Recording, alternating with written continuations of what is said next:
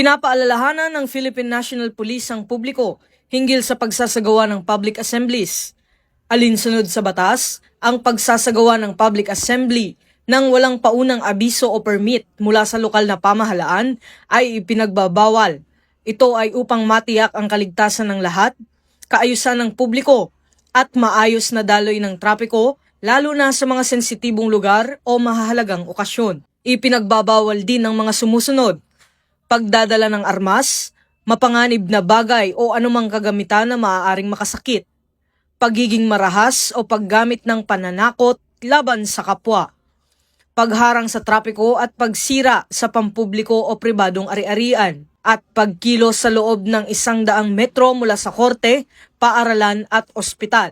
Mahigpit na ipatutupad ang mga probisyong ito at ang sino mang lalabag ay maaaring manugot sa ilalim ng umiiral na batas. Hinihikayat din ng PNP ang lahat ng panatilihin ang mapayapa at organisadong pagtitipon at makipag-ugnayan sa mga otoridad para sa seguridad ng bawat isa.